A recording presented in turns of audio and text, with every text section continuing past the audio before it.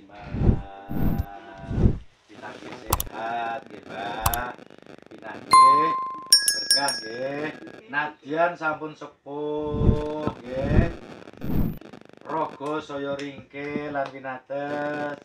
Ning kita tansah ngraosaken berkahipun Gusti. Kita tansah pun keparengaken derek kembul pujono kangge ngraos-ngraosaken sihipun Gusti ingkang ageng wonten ing gesang kita nglangkungi ringkih pinatesing badan ning Gusti Yesus tansah paring wilujeng menika menapa gesang ingkang slamet mboten namung teng donya ning ugi slamet ing swarga.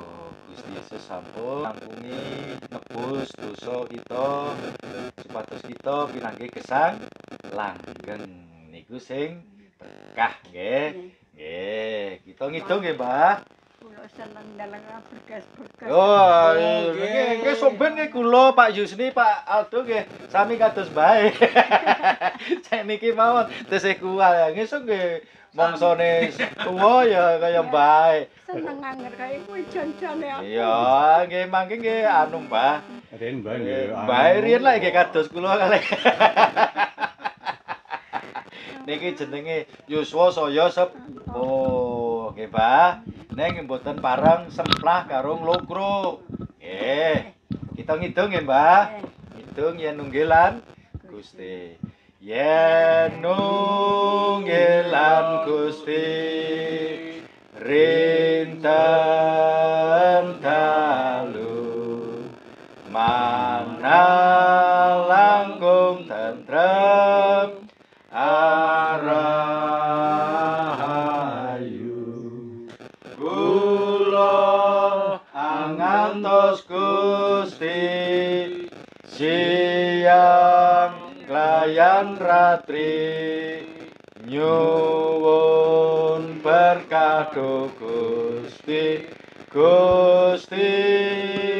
mami. Kita ndonga nggih, Mbah. Wonten kepareng paduka rawuh ing tengah kawula. Inggih ing pepanggihan para abdi paduka klayan tiyang sepuh kawula, sederek sepuh kawula Ibu Rustiman ing mriki. Sedaya pinanggih rahayu. Rahayu ingkang saking swarga saestu tumama wonten ing manah gesang kawula. Nglangkungi ringkih rapuh badan kawula, nglangkungi yus kawula. Kawula tetep semangat, tetep bingah, tetep ngaturaken pamuji syukur ing ngarsa paduka.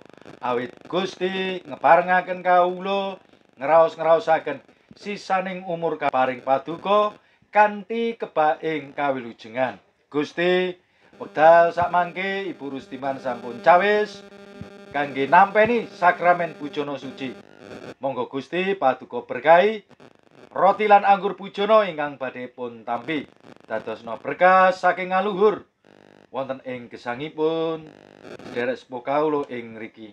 Monggo Gusti kathahing dosa-dosa kawula, dosa ing mangsa kapengker masa lalu kula Gusti sampun ngapunteni ing sakmangke gesang kawula sampun rinengkuh ing sih paduka wonten ing asma paduka dalem Gusti kawula Yesus Kristus kawula ndedonga. Amin. Kita mirengaken sabdane Gusti nggih, Mbah. Nggih, saking Injil Lukas 8 ayat 39. Kowe mulya menyang ing omahmu lan martak-martakno kabeh apa kang wis katandukake dening Allah marang kowe. Wong mau iya banjur lunga ndlajahi sak kutha kabeh kelawan nyritakake apa kang wis katindakake dening Gusti Yesus tumraping awake. Rahayu kita ingkang mirengaken sabda Gusti lan saged ngestokaken dawuhipun Gusti. Cekaos, Mbah. Kita tansah nyaritakaken berkahipun Gusti, sehipun Gusti wonten ing gesang. Kita nadyan sampun sepuh, mboten ateges kita mboten saged crita nggih, Mbah. Kita saged crita dhateng anak putu kita, crita dhateng sederek-sederek kita bilih kita menika tiyang sepuh nggih ingkang tansah berkahan. Berkahipun napa? Kita sampun pikantuk gesang langgeng. Berkahipun napa? Berkahipun Gusti tansah paring saras lan giat. Nah, kita saged nyritakaken mawi menapa mawi manah ingkang kebak ing raos syukur, kebak bingah, seneng. Jare Alkitab, hati yang gembira adalah obat. Nek atine seneng, lara apa wae iso dilewati ya, Mbah. Nek atine seneng kurango dadi rasane cukup. Nah, menika ling penting atine seneng. Monggo ingkang bingah derek Gusti Yesus ngantos dumugi ing yuswa kita Gusti nimbali kita. Amin. Ibu Rustiman ingkang kula tresnani ing Gusti Yesus Kristus, roti lan anggur pujana menika ngengetaken dhateng pangorbananipun Gusti Yesus ing kajeng salib ingkang sampun maringaken badan sariranipun winrahipun kangge nebus dosa kula lan panjenengan. Saderengipun nampeni sakramen bujana suci, sumangga panjenengan ngeningaken manah tuwin ngenget-enget dhateng pangorbananipun Gusti Yesus. Sarta nemtoaken kapitadosan kita tansah dipun rimati tuwin dipun segeraken kadya dene roti lan anggur ingkang nyataken tuwin nyegeraken badan kita. Roti ingkang kajuel-juel menika minangka lambanging sariranipun Gusti Yesus Kristus. Sumangga panjenengan tampeni lan panjenenganaken dados tebusan ingkang sampurna kangge ngluwari kita saking dosa. Wonten ing asmanipun Allah Sang Rama Sang Putra tuwin Sang Roh Suci. Amin. Monggo panjenengan dhahar.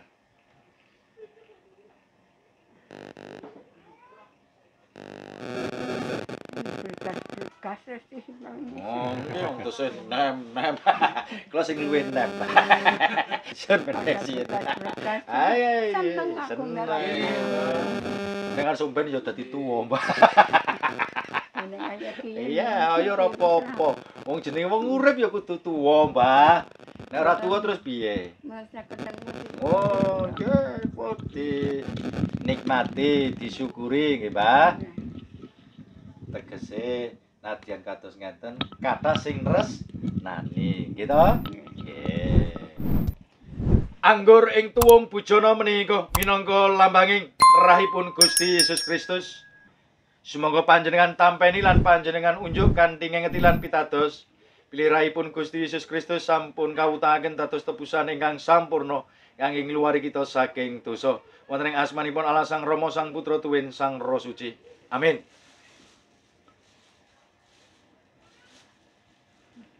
Seger, Mbah. Seger tegese sehat ya, Mbah. Waras, berkah. Kita ngidung nggih, Mbah. Idung wonten rah suci mancur. Wonten darah suci mancur neng arti Golgota. Gerahipun Gusti Yesus kangge calken dosa, kangge calken dosa, kangge calken dosa. Gerahipun Gusti Yesus kangge calken dosa. Kita ndonga nggih, Mbah. Gusti kawula ngaturaken panuwun awit siang menika tiyang sepuh kawula sampun nampeni sakramen bujana suci ingkang kepareng nyataken nyegeraken iman pitadosipun dumateng paduka nglangkungi injih kawontenanipun ingkang saya sepuh.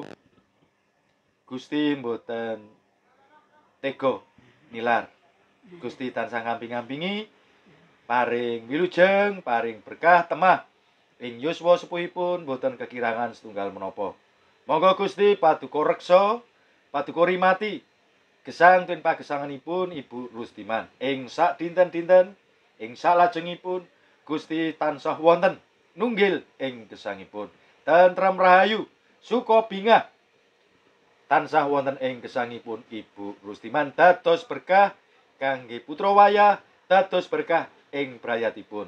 Matur nuwun Gusti, sedaya menika kawula unjukaken wonten ing asma Paduka Dalem Gusti kawula Yesus Kristus juru wilujeng kawula. Amin. Ya. Nelaksana kayak kebat tidak boleh bergas. Yo, ora bergas piye wah ketone ini ketone kula bergas, Mbah. Aneng watukan wae, masukan angin wae, Mbah. Ketone wae bergas ya to, Mbah. Nggih. Ya wong jeneng Ya, menungso. matur nuwun, Nggih. Gusti berkah ya, Mbah, sare. Nggih. Panjang umur, sehat ya. Nggih. Tentang mundi. Lah wis pun ora napa.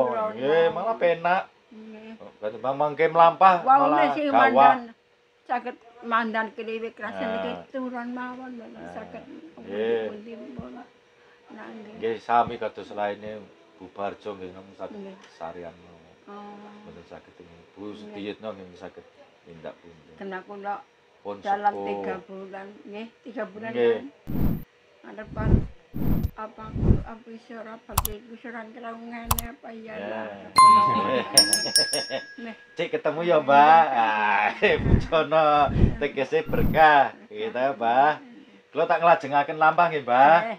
Nika ditenggo Mbah Sudi Hmm. kalian Mbah Barjo. Oh, Mbak Barjo. Iya. Oh, dalem pundi. Jenenge Bu Barjo teng ngene niki, teng Semak melu putrane Mas Tri. Oh.